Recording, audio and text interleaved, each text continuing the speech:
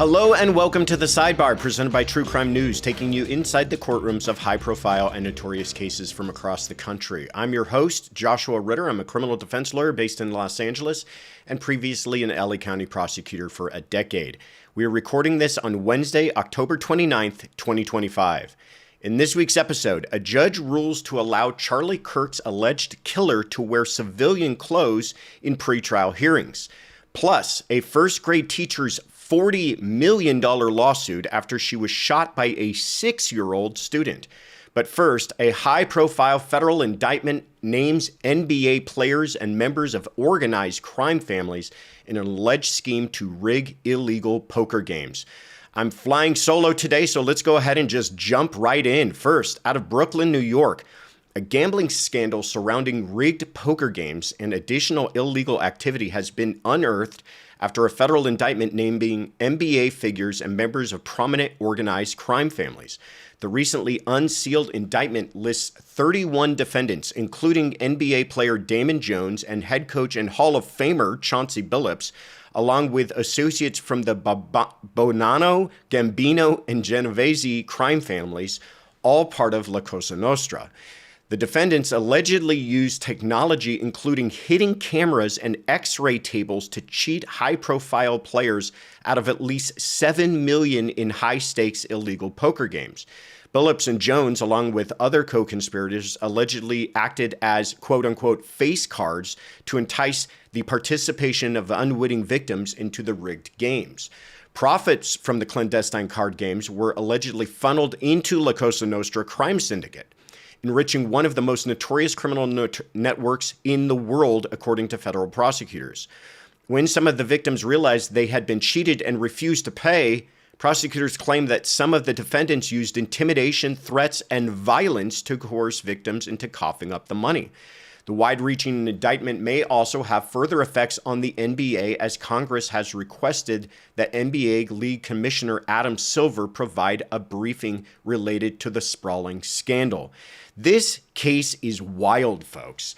But let's talk about where does it go from here. First of all, if you're like me and you hear about a federal indictment, you're wondering, where is the RICO charge? When is that coming? And we haven't seen that just yet in this case, but I imagine it might be something that's going to follow soon enough, especially when you have 31 different defendants and they're all acting as part of a criminal enterprise towards the same ultimate criminal purpose. Does that sound familiar? It sounds a lot like RICO. RICO gives the federal government a very strong tool in prosecuting these types of cases. So don't be surprised if somewhere along the lines we have a superseding indictment here that charges some sort of RICO racketeering indictment in this case. But also, with all of these named defendants and all of these people getting swept up, what is the other thing that we expect? Well, we expect some people to start making some very serious decisions. When the federal government comes knocking, they give you a choice. Usually, you hope at least. They give you the choice of, do you want to be a defendant in this case, or do you want to cooperate? And the vast majority of people choose cooperate any day of the week. Last thing you want to do is be the last person standing in this type of a case, and now you're going to trial and you're the one defendant out of the 31 and you've got 30 people who are willing to testify against you. I expect that we're going to be seeing a lot of that happening in this case because of how sprawling that it is. But let's also talk about the effects that this could have outside of this case. Now, the card games indictment, that part of this, there's two separate cases really at play here. There's the illegal card games, which were rigged, which were essentially stealing people of their money. And then you've got the betting on NBA games using either players who have allegedly maybe affected their minutes or their scoring in those games and how that affects gambling on those sports. Or players who have, insider knowledge of players who may not be playing a game and how that could affect people who intend to bet on that game. The card game, I think, is interesting initially and superficially. this idea of them using technology and X-ray tables and special contact lenses and hearing devices and all of this tipping off, that spy tech type of stuff is really interesting. And it did take people people lost money to the tune of 7 figures, some of these allegations are. That's important. That is something that should be addressed by the federal government. But it goes on quite a bit. I think we all know this. Why are they getting involved now? Well, I think it might be because of the larger issues at play when it comes to maybe some of these same players being involved in the other investigation. And that's the investigation to how were games being affected that were being bet on in legal gambling in Vegas. When you've got a player who says, by the way, the over-under on my points, go for the under because I plan on taking myself out of that game. Not saying, hey, I think I'm going to have a real good game tonight, bet on me, but saying I'm going to take myself out early. I'm going to, and I think some of the allegations are fake injuries to take themselves out of a game. And people are betting heavily that he's not going to meet the points that he's expected to make for that game. Now you have one player affecting a game. And think about how easy this is to hide to the common sports fan or even the common sports gambler. Are they really going to take all that much notice about some random game in the middle of the season and some not marquee player taking themselves out early? It happens all the time. Players get hurt. Vegas takes notice, however. They notice that there's a large amount of money moving on this player for this particular prop bet, is what they call it. When those things start to happen, when an individual player can have an effect on not just themselves and a couple of bets placed on them, but hundreds of thousands of bets placed on that particular game and that player and that particular bet. Now we're talking about Vegas, worldwide gambling, and effects way beyond that game itself. And I think that that's why the integrity of the game will be called into question. So when you see things like Congress wants to speak to the commissioner, you know that there might be more trouble coming. And I have a fear that this just might be the tip of the iceberg. So we will continue to keep our eyes on this case closely as it continues to develop. But those are some of the things I expect for us to see happening. Let's move on, though, to Orem, Utah, where a judge ruled that Charlie Kirk's alleged killer will be allowed to wear civilian clothes during hearings, but must remain in restraints, citing safety concerns. Tyler Robinson's defense sought to extend the right to regular clothing normally afforded at trial to all pretrial hearings to reduce the risk of prejudice if potential jurors saw Robinson wearing inmate clothing during the high-profile proceedings. Prosecutors objected to the motion, alleging that jail clothing helps with identification and safety. But the judge's ruling stated that, quote, Robinson's right to the presumption of innocence outweighs the minimal inconvenience of permitting civilian attire. Robinson has been charged with multiple offenses in the September 10th shooting of right-wing activist Charlie Kirk, who was gunned down at an event at Utah Valley University, and prosecutors have indicated that they intend to seek the death penalty. While Robinson must remain restrained, the judge also instructed authorities to, quote, use the least restrictive restraints necessary to maintain safety, and barred media outlets from recording Robinson's restraints while in court or en route to the courthouse. The effect this could have on jurors remains to be seen, and Robinson has not yet entered a plea, but we will continue to keep you updated on this case as it progresses. A lot of people have been talking about this case, Tyler Robinson, and another case that does have a lot of very troubling and eerie similarities, and that is the case of Luigi Mangione. And in that case, they're getting the Mangione case. It is receiving a lot of public attention. We know how crowds show up every single time that he's in court, how cameras have been appearing at every single court appearance, just even the small calendaring appearances, cameras are in court. People are watching this case closely. And they've been having him dress down, is what we call it, into his civilian clothing before he goes inside of court. Now, while this is not unheard of, I would say it is uncommon. The vast majority of defendants who appear in court are coming in their prison outfits, their prison uniforms, just because of the logistics of it. If you can imagine what it would do to the inmate system if you had to dress down every single in custody defendant before every court appearance.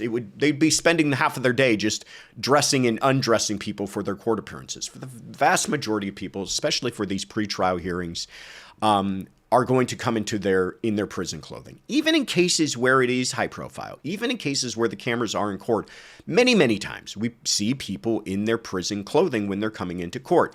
It only makes a real difference, and this is where the courts have made clear distinction, is when it comes to trial, because we don't want jurors to be affected by that. It's one thing to stand in a courtroom and tell jurors, do you all understand that even though the defendant is accused of these crimes, that they maintain the presumption of innocence?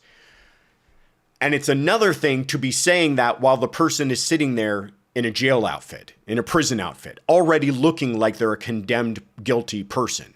So it makes sense to have that person dress like anybody else would in court when they appear during their trial. But now we're talking about extending that to pre-trial appearances. And why is that important? Well, the defense made the argument here, as they did in the Mangione case, that, listen, this is so high profile that when he is photographed in court, those photographs go out to all the media outlets, and that remains on the internet. So anytime somebody wants to even be curious about this case, or anytime there's any news on this case, they're going to see this defendant in prison clothing, and that's going to, essentially the argument is, subconsciously start to affect people, that they're just going to believe that this person is guilty, so that they're never going to be able to get a fair and impartial jury. Even if it's people who haven't been following the case that closely, they'll just only remember seeing this defendant in their clothing.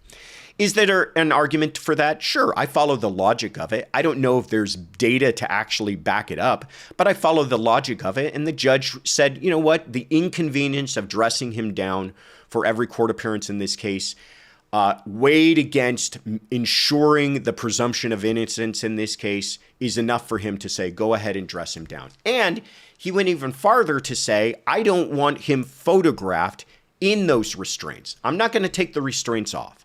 I'm not going to allow him to be unshackled in court, but I'm not going to allow the media to highlight that and to publish photographs of him in his handcuffs or in his ankle restraints, so that tears down every good that they're trying to do with this recent change. And I think the reason for that is we're learning first a little bit about this judge, but we're also learning about how this case is going to be handled. Let's talk about that second part first. This is a death penalty case, or potential death penalty case. But in ever a case where you have the government pursuing the greatest punishment that we have in this country, everyone's going to treat it a little bit more seriously. They're going to sit up a little bit more straight in their seats. They're going to pay a little bit more attention. You're going to see far more things put into writing that might otherwise, in another type of case, just simply be argued orally in court. And I think that's a good thing, because we know that in death penalty cases, they're automatically appealed if there's a conviction. And so you want things being done by the book. We're also learning about this judge that he's a big fan of doing things by the book, that he definitely is a rule follower. He's not the type of judge to be shooting from the hip about anything. And in fact, he refused to even entertain arguments or rulings on a couple of other issues because he said he wanted further briefing on that. This judge is going to want everything in writing, a good argument behind all of it, case law to support it, statutes to support it, and then he's going to make a ruling, and that ruling is likely going to be written. All of the comments that we read from the judge today were something that the judge had pre-prepared and written down himself. He even is not speaking extemporaneously in court. He himself is very prepared on everything that he's doing on this case, and I think that we're going to see that moving forward. The other thing you're going to see is him giving not unfairness, but deference to the defense. Because Tyler Robinson is looking at the greatest possible punishment, he's going to make sure that everything is done to give him the most fair shot at defending himself so that there can never be a complaint later on appeal that he wasn't given a fair trial. Interesting case. Already, even with these small decisions, I think we're learning a lot about the case and a lot about the judge itself. But we'll leave it there for now. Finally, to our last case out of Newport News, Virginia. A first-grade teacher is seeking $40 million in a civil suit after she was shot by a 6-year-old student. The complaint, filed by teacher Abby Zwerner, alleges that multiple school officials failed to act after they were informed that a student, referred to only as JT, had a firearm. Zwerner was alerted to the presence of the weapon by several of JT's classmates, and when she confronted the child, he refused to let Zwerner search his backpack. When Zwerner attempted to raise her concerns with other employees and Assistant Principal Ebony Parker, the lawsuit alleges Parker acted with gross negligence and in reckless disregard for Zwerner's safety. Meanwhile, the defense has cited privacy concerns surrounding a search of the child and dismissed the unusual negligence case as hindsight bias. Zwerner underwent multiple surgeries in the wake of the shooting after a bullet went through her hand and struck her in the chest, requiring treatment for life-threatening injuries. The civil case is expected to proceed through November 6th. Meanwhile, JT's mother, Deja Taylor, is serving a 2-year prison sentence for child neglect charges related to the shooting. A lot for jurors to unpack in this case. The first question that is going to be asked of them, though, is, first of all, was a duty of care owed to this teacher? And I think that's absolutely clear, that the principal, the other people who were had a position of authority at that school, they owed a duty of care to all of the students and including the teachers to make sure that everyone there was saved. But then the other question becomes foreseeability. Should it have been foreseeable that a failure to act on the part of the principal could have somehow led to something like this? Again, I think there's a fairly strong argument here. Zwerner's not saying, hey, this student was behaving fishy. I'd like to search his backpack. Or, hey, this student just seemed off to me and I'm a little worried. So therefore, I want security to come down here and take a look. This teacher, according to the complaint, and we'll see how this plays out in court, but this teacher is saying, hey, I've been told by other students that he has a weapon. That should have sent off, you would expect in this day and age that we live in, that should have sent off every red flag and siren that school had available to them. And that the smallest step of confirming whether or not the child was armed would have been a very, very low hurdle. Not that much of an inconvenience for anyone to ensure the safety of everyone. I think there's a very strong argument for this. I also think that it's a interesting argument being made by the defense here to say that this is somehow hindsight bias when we're dealing with a time where we're all hoping that we have a lot more hindsight bias. How many times have we seen these types of cases? How many times have we seen these tragedies unfold and we look back and go, well, why didn't certain people do certain things differently? The mother of this child is in prison because of that very question, because we're saying she failed to do things differently. So why shouldn't that apply to the supervisors in the school district in this case here? And the idea that somehow there was an overwhelming concern about the Fourth Amendment rights of searching that student's backpack, I'm sorry, it just doesn't hold water to me. It sounds very weak. And I think that they're going to have a hard time standing up in front of a jury and explaining that when you've got a person who was shot. The other thing I think is interesting about this case is I'm wondering if it's a sea change. We've definitely seen a change in the way that criminal prosecutors have started to treat these cases. They're not just looking at the student themselves and saying that that's where the criminal liability ends. They're saying that criminal liability extends beyond that to the parents. We saw this in this case. We saw this in a horrible case involving Ethan Crumbley. His parents were both convicted, and I think you're starting to see that being pursued much more aggressively by prosecutors. And listen, there's a part of me that says, great. There's a part of me that's a little worried about it. But I at least appreciate the creative thinking outside of the box on the part of prosecutors. Why not to the schools themselves? Why not to the people in charge of that school and the security of that school and the supervisors? I've asked that many times in these previous criminal prosecutions. Why are we stopping with the parents? Why aren't we looking at other people who could have gotten involved? And at least from a civil perspective, that's what they're attempting to do here. And I'm wondering if this might blaze the trail for prosecutors to start thinking more aggressively about the schools themselves and what they could have done differently, and if they hold any certainly civil liability, perhaps even criminal liability beyond that.